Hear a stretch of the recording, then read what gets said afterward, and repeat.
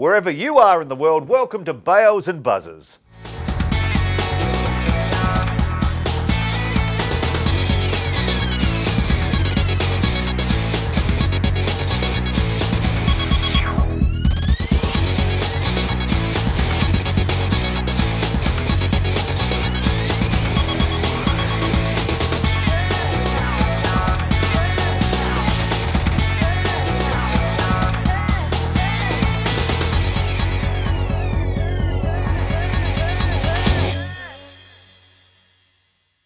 Yes, hello everybody. Welcome along to Bales and Buzzers. Now, he's Buzzer, but I'm not Bales, as you may have picked if you've been watching the show. It's Robbo from the Slog Sweep, filling in tonight. Bales will be with us very shortly, though, because he's going to be having a chat to Niall O'Brien. But in the meantime, Buzzer, Johnny, welcome along. How you doing? Very well indeed. Good. Let's talk about, I guess, the most interesting aspect of the last couple of days. England got a win, which is fantastic. Do you think it was as emphatic as it could have been? How do you think people are looking at this win from England?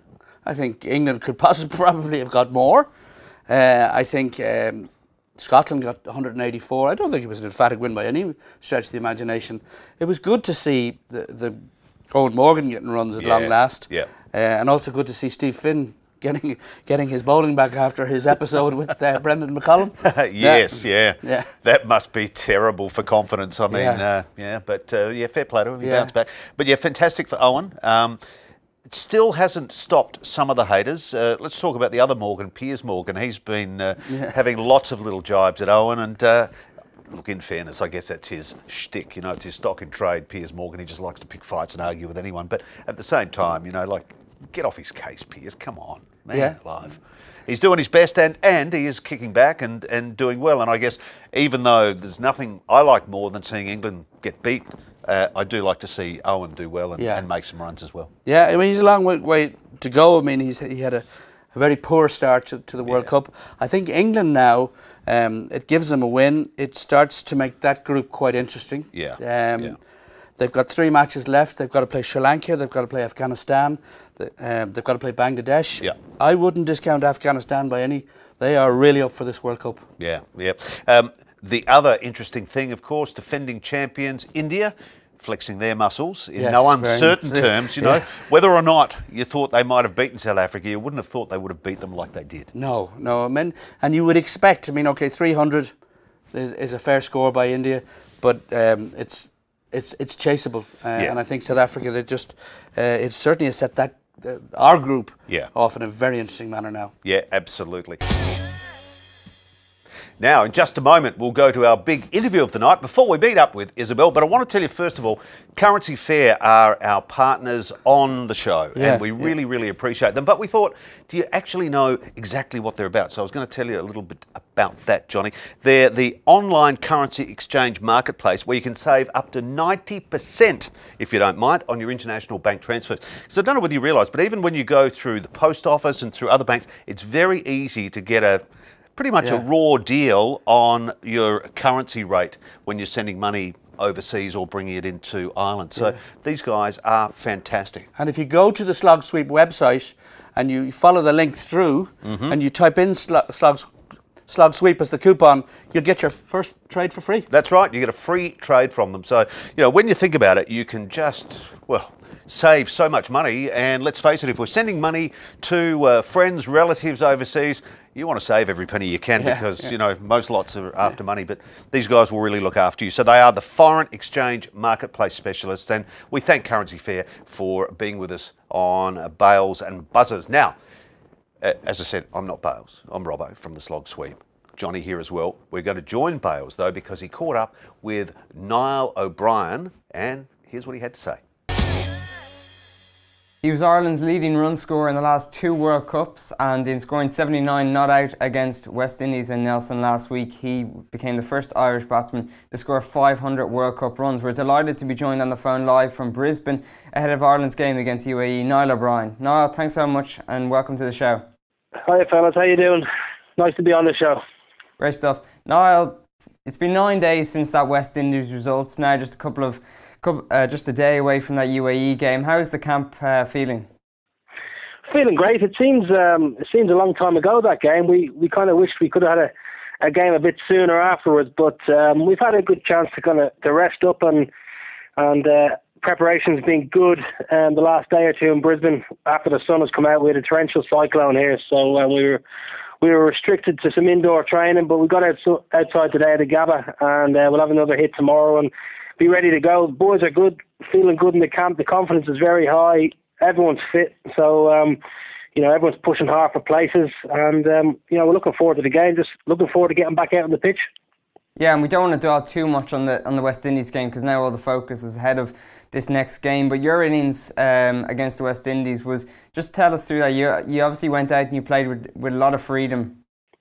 I think it's nice to have to walk into bat at number 4 with the amount of runs on the board in such a short space of time. Paul, William, and Ed did a great job, and certainly nice to go out and bat in that situation rather than being 5 or 10 for 2. So you can play with a bit more freedom. Something we spoke about as a batting group, playing with a bit more aggression. The wickets here are very good. Outfields are very fast, so you do get full value for your shots, and you can hit through the line of the ball. So it wasn't really a conscious thing for me to go out and play as aggressively as I did. It was just the way it kind of transpired on the day, and absolutely thrilled to bits. The ball hit the middle of the bat in the main, and we kind of managed to rollick along at a good rate to get over the line with a nice bit of time to spare. Yeah, Niall, since the West Indies game, there's been a couple of more games in Pool B. Just the West Indies winning at the weekend as well. It looks like net run rate could play a part when it all comes down to the end. Is that something the team is wary of? Not really. If we win 6 out of 6, net run rate won't come into it. So we're not really thinking about that too much. You know what I mean? I think it's important we just win our games and focus on what we've got to try and do. Obviously we've got UAE and then Zimbabwe in our 4th game. And all being well, obviously South Africa in between those two will be very difficult. But if we play as well as we can do and we play to our ability, there's no reason why we can't have 6 points minimum after those 4 games, and we'll be in a good position moving into the last 2. So it's not something we're too concerned about at the moment. It may come into a little bit later in the tournament, but I think the most important thing is we do the basics well and get the 2 points rather than thinking about net run rate, which can get you into a bit of an issue if you all of a sudden you make a bit of a mess of a run chase or whatever. Yeah, no, the opening few weeks of this tournament, the narrative has been sort of the so-called associate nations sticking it up to the full members. Has it got to a stage now where Ireland in particular, you've got to a stage where you're fed up now with the treatment you've been receiving from the ICC, and the players have been sort of vocal in their stance against the governing body?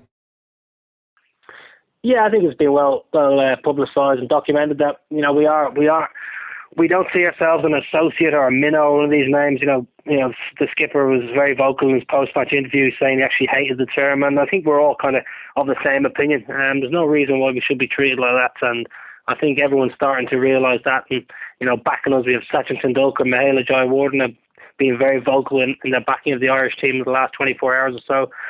It's something we just need to keep doing. Obviously Warren Dutra and the board are, they're working really hard to get us more fixtures. And from a player's point of view, yes, it's important to be vocal, but we need to do the business on the pitch. Otherwise, all that effort will be in vain. So we're very conscious to focus on the pitch and get the results to make Warren's job a lot easier.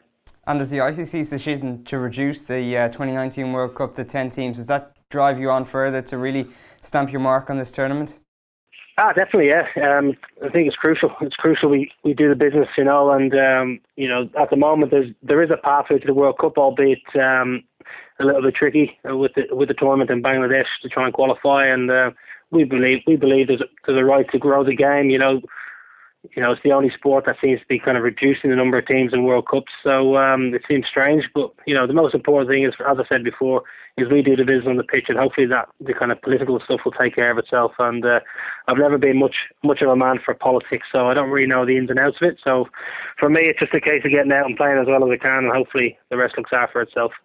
Yeah, no, just on a personal level, I think you spoke to Ian Callender yesterday and you mentioned about the wicket keeping. Obviously, Gary Wilson is in possession of the gloves at the moment. Is that something that you'd like to address, or is that just something you have to get on with and play as a specialist batsman? Well, there's not much I could do about it, to be fair. So, I've had numerous conversations with either coaches and captains or selectors, and from my point of view, obviously I'm a wicket keeper by trade, but not keeping wicket at the moment. So I made my decision a long time ago now to go to Bangladesh, and I got to live with my decision. And for me, it's just I'm still working hard on my keeping. I keep wicket day in day out in England, so I'm working hard on my keeping over here. I'm ready to go whenever the coach and the captain see fit for me to keep wickets. So it's just one of those things. At the moment, I just got to concentrate my batting and come the match day and do as well as I can in the field. I'm probably not the best fielder in the world, but I'll give 100%. And it's just one of those things. Unfortunately, obviously, I would love to be keeping wicket, but Gary's done a decent job beyond a stump. So just got to crack on. And the most important thing is to get the results as a team, and that's at the end of the day, that's what we're here to do. We're here to win matches as a team. So I'll just crack on and do my best with the bat for the moment. Yeah, and finally, now just looking ahead to tomorrow's game against the UAE in Brisbane, how much is the team looking forward to get back out of the pitch after this break? Yeah, all the boys are raring to go. Really, we had a great session today. Really intense practice session. Bowlers were really steaming in, hitting the bat, and the batsmen were, playing nice and aggressively. And I think there's been a lot of chat after the West Indies game, and rightly so. It was a great win, but we want to get back out of the pitch really and put that match to bed and get another good performance under our belt and get another 2 points, and then we can start looking forward. So I think, personally, I just can't wait to get back out and play. I've never played at the Gabba. It's an absolutely wonderful stadium, and pitch looks really good. So hopefully try and carry on my form, and as a team, we're just looking to get another 2 points, fingers crossed. No, best of luck tomorrow night against the UAE and for the rest of the tournament. Pleasure. Thank you very much for having me on. I'm always listening to the show. You're doing a great job, so keep it up. That was Niall O'Brien speaking to us live from Brisbane. Yeah, great insight there, certainly from Bale was talking to Niall O'Brien. You're back to Bales and Buzzers. It's Robbo, of course, filling in, no Bales tonight, but I've got Johnny here with me and our very special guest on the couch tonight, women's cricket captain for Ireland, it's Isabelle Joyce. Isabelle, welcome. Thanks for having me. Now, the World Cup, obviously, first up, a win. Can't do better than that. It's a great start by the team. Yeah, I mean, it's, I wouldn't say dream start because I think the guys were expecting it, but they can't do better than one win out of one now. Yeah, now the gap between that first game and the second game, I'm curious. It seems to me to be a pretty long gap. Can that work in their favour or against them? I think it might work in their favour because there was a lot of hype around the game. The 1 or 2, maybe even 3 days after, there was a huge amount of hype, and I know there were a lot of media calls. There was a huge amount for them to do afterwards. So it might be good that they kind of had a bit of downtime and then could ramp it up going into the next game. Yeah. Yeah, I mean, it's going to be very interesting now in tonight's game against the UAE. What are your thoughts on that? I think it could be a banana skin. So, we'll be favourites. It's always very different if you're favourite to underdog. So the guys will want to, readjust game plans, all that kind of stuff. But, some of the guys who haven't done so well recently have really good records against UAE. So hopefully they'll come off. Yeah. It's interesting because, I mean, I think, when you look at the tables now starting to unfold, and particularly now looking at, the games that are going to unfold, when we get towards the end of it, this whole net run rate could really come into play at the end of the pools. Yeah, it could, and I suppose that the fact that Ireland, chased down 300 will help them, and that's kind of seen as their a strength of theirs now. So net run rate could work in our favour. Yeah, I think that it's interesting now in the ODIs that really in this tournament anyway, 300 is almost seemingly a benchmark. Like if you're getting much less than that, you're not really giving yourself a big enough target. Is it just down to the good? I mean, obviously the great players, but also the good wickets in Australia and New Zealand. I think a lot of it is that, and quick outfields have a huge amount to play, but also the advent of 2020 cricket, the guys are practicing a huge amount of big hitting, and that has to come into it really, I think. It's all right, for young ones like Isobel, but I mean, that is interesting that, you go back with a couple of old farts like you and I, Johnny, and, how, you'd see, 230, 240 would be a good score, and, it's just changed. And when the games first sort of started, the shorter games, even with the ODIs, it was like, they're going to, get rid of all the proper shots and it's going to be rough. But now, of course, it's just improved the quality of the game, hasn't it? Yeah, I mean, it's just sportsmen have to adapt to whatever is in front of them, and this is the way cricket's going now. They're all in the gym, everyone's much fitter, everyone's much faster, everyone's much more athletic. The game has changed a huge amount, but I think for the better. Yeah, absolutely. Big Bro, he's out there, had a great first up knock. Have you spoken to him at all since he's been there? We wouldn't be a phone kind of family, I think, just because of the number of us, really. Well, I certainly haven't. But I know Fran's spoken to him. She said she only got onto him once. That's his wife. And But, you know, text messages and that kind of stuff. Of course, we have a family WhatsApp group. Yeah. And things are going back and forth, obviously, on that. Yeah. And yeah, he's in great form. He loved it. But before he went out, when I spoke to him about it, he was really, really excited about this tournament. Yeah, because I remember watching him getting actually his first cap for England up in Stormont in 2006. And now that he's back, great to have him back in the Irish camp. And as a family, you know, the Joyce family, the family of cricketers going back many years now. What do you do when there's a match like that? Whether you're playing for Ireland, do you come together as a family, or what way does it work? It really just depends on who's around, where it is, what's on. But I mean, at the moment, I know there was a good group in the family house, my parents' house, for the West Indies match. Myself, I was in a friend's house watching it with Ed's wife Fran, and a few of the other girlfriends and wives. Right. Just simply because they live close to where I live.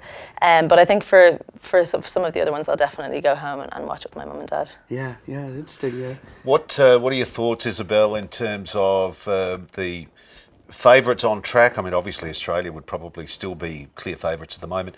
Any dark horses you're sort of keeping an eye on? What do you think? He's bound to say Australia, by the way. Yeah. Yeah. Well, I mean, come on. You know? I suppose they're not dark horses, but New Zealand, you can't discount them if they play as well as they can play. Yeah. They can win any match, really.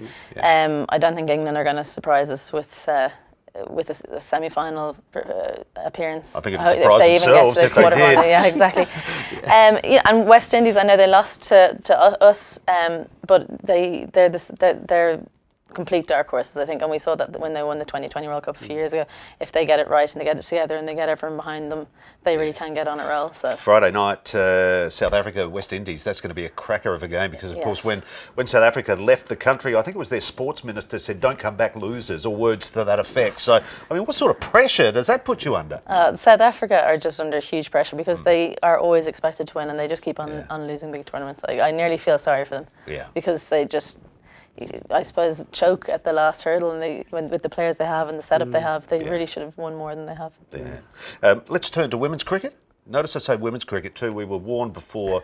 Isabelle said her grandmother would actually come and garrote me if we said lady. Oh, your mum. Your mum. Yeah. So, Mr. Joyce. All good. Women's cricket, fantastic that you guys have been, of course, put up into First Division in the T20 in Championship in England, so that's wonderful news. And, of course, the County Championship starting before too long as well. So a busy year ahead for you. Yeah, it's really busy this summer, especially because we've been promoted. It's not the same kind of fixtures as it was last year with Division 2, so we're actually going over to England more than the previous few years, which is a lot. Yeah. I know the girls are looking at the fixtures and thinking, when are we going to see our families? But that's nearly the price you pay for getting more exposure, and Cricket Ireland putting us into more competition. So it's kind of a good problem to have. Yeah, absolutely. Yeah. Yeah, and I've seen women's cricket grow over the years, and it's great to see getting it to where it is. And I think cricket in general has grown tremendously in Ireland. What are your own thoughts on the ICC and what's coming up the next World Cup, with reducing it down to 10 teams? It's very disappointing, really. With the Women's World Cup, they originally, when I first got on the Irish team, they had a 10-team tournament, and then that was reduced down for the same reasons that they're saying now, competitiveness and, competitive games. And we felt at that time that was just going to send us backwards. You don't have that kind of big carrot for people to work towards, and there's going to be the same thing for the men. If the guys don't have that carrot at the World Cup, how are they going to hold on to their county players when county cricket's their bread and butter? How can they justify to their county board, no, I need to play for Ireland, you're not even going to a World Cup, so they don't even get that exposure, Yeah, I think it's, and we've been talking about it quite a lot on this show, and just our own thoughts and feelings on it, and we'll certainly keep going with that. Absolutely. Yeah. I mean, it does seem quite ridiculous, really, that, all other sports, I was just reading an article today, and they were saying all other sports are increasing the amount of teams in these tournaments and trying to expand, and cricket is cutting back, which, even in terms of being able to play against better national teams, it's just really silly, isn't it? Well, what the big thing for sport is TV rights and that kind of thing, and every time India play Pakistan, I think someone told me this before, I'm not sure how accurate it is, but every time they play, records are broken for viewership. And, a few years ago when both of them were knocked out in the group stages, the TV rights were, they basically didn't get anywhere near the viewership. So they want to make sure that those two countries stay involved, and that's... And if you remember the 2007 World Cup, do you remember when we upset Pakistan? I think that was it. That was the tournament. And India, and it was meant to be a match between India and Pakistan, and ended up between Ireland and Bangladesh. So that's where that started. Yeah, exactly. Yeah. Well, I know the ICC watch this every day, so there is the message from Isabelle Joyce. Please take notice of it. There you go. Isabelle, thanks so much for joining in and coming in tonight and having a chat to us, and we really appreciate it. And let's hope that the Fighting Green do what we hope they will do and they should do, and continue on with their success at the World Cup. Absolutely, thank you very much. Best of luck to you and the team during the summer. Thanks very much. Our women's cricket captain, Isabelle Joyce. All right, Johnny, let's look at tonight's game, because this is going to be a beauty. Ireland versus the UAE. Really interested to hear what Isabelle said, that, you know, it's almost the banana peel one. It's the one that we're expected to win, and that in itself sort of has almost a reverse pressure, doesn't it? Yeah, I think though the Irish team are so well prepared. I mean, listen to Phil Simmons there during the week, said that they were doing a lot between the game. It was 9 days in the gap, and I think they're very much, you know, ready for tonight's game. I think the group is unfolding very interestingly now. And I think if we win tonight, when we win tonight, I think we have a great opportunity then, and confidence growing on confidence. Yeah. Now, the one thing I'm really interested in seeing though is what the wicket's going to be like, because there's been essentially a cyclone in Queensland and through Brisbane as well. So, you know, it could be hand grenades out there. Well, you'd know better how quickly it dries in the Gabba. Well, it's always humid. I mean, it's a tropical climate. So, so you know. I mean, I think it's, and it'll also be interesting to see what the selection's going to be compared to last week. Whether they bring in Craig Young, do they keep Andy McBrien in the side? There's some very interesting. But I mean, the sun is shining in Brisbane, so I mean, that was certainly clear in the media there. Yeah. How do you see the game unfolding? I mean, you know, we've got a good start, and Niall O'Brien mentioned that in his interview with Bales, that it's so easy to come in and play with fluidity and play, you know, nice open cricket when you've already got a score on the board. So I guess, you know, it's no rocket science. Get a good start. I think it's very important, whether we're fielding or batting, is to get a good start. I think that, and he said also in the interview that they had a very intensive training session yesterday. So I mean, I think that. They know the UAE well. They've played against them many times. It's not as if they don't know the side. Yeah. And I think it is very important to get a good start. And I mean, certainly, we've done very well chasing, as you know, and you know, so we'll just wait and see what happens. But no slip-ups. I think that it's fair to say, as great as the reaction was when we beat the Windies, if we did slip up, the reaction is going to be even greater, but not in the way we want it. So I agree with you. I don't think the guys, I think they're too professional an outfit now to actually let something go wrong with this. You know, and then after that, what's the strategy after that? Is what we just want everybody who should win to win, except us. Well, we want to. I mean, obviously, the next game then is against South Africa, at the beginning of next week. So that's going to be a huge game. I mean, but you know, you're right. We want every other team to win. You know, except we would just want to win ours and see what way it unfolds. So Ireland tomorrow to win. Oh, very much so.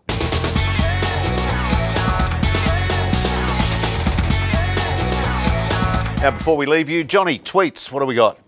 Well, we've one here from Shane Warne. And it says, let the captain run the team and the coach prepare the players. Irrelevant of who is captain or coach, that's how the best Australian teams are run. Yeah, well, I think Warney's on the back pedal there after copping some criticism about suggesting that Buff Lehman, the coach of the Australian team, has too much to say. But it is a very interesting one because, I mean, with the Irish team, I mean, obviously, William on the ground is the captain and calls the shots. But surely, leading up to that, there would be some sort of strategy involved between coach and captain before they walk out. I mean, to me, it sort of makes sense, wouldn't it? It would make perfect sense, and it's an interesting question, actually, because, I mean, when you think about it, Phil Simmons he does rule quite stiffly, you know, on the way he works. But I mean, once it gets onto the pitch, it's William Porterfield. I was going to say, I'd bet my bottom dollar William Porterfield is not going to be, you know, like he's the captain and he's going to be. See, how this came about was, of course, that Buff supposedly called the players in for a declaration in the test. What Steve Smith says is that he was up top, couldn't get hold of the guys, that couldn't get their notice out on the field. Buff always sits down on the sideline, so he called them in. But it was on Smith's acknowledgement. So, you know. That's very interesting. But anyway, Warney, he loves stirring the pot, stirring the pot. And I've got a tweet here too. Robbo, Jay says, with Johnny sitting next to you, it makes you look like Hugh Jackman. Amy at Huberman. Oh, that's nice. Thanks very much for that. Oh, that's a good one, yeah. Now, before we go, if you do want to contact us, we'd love to hear what you have to say about any of the stuff that we're covering on the show. You can get us, of course, at theslogsweep.com. Our Twitter handle is at theslogsweep or facebook.com/theslogsweep. So that's where you can get us. And we'd love to hear what you have to say. And just before we go, Paddy Power. Yeah, interesting odds there. Niall O'Brien, 10-1 on offer for man of the match in the second match. Played very well in the first match. I tell you, it wouldn't be. I reckon that's a fair bet. That's a good bet. Yeah. And of course, you can go to our website, theslogsweep.com, and place your bet there through the website. Yeah. So that's it. That's it. Come on, Ireland. Thanks for having me there, and come on, Ireland, indeed. Good night from Bales and Buzzers.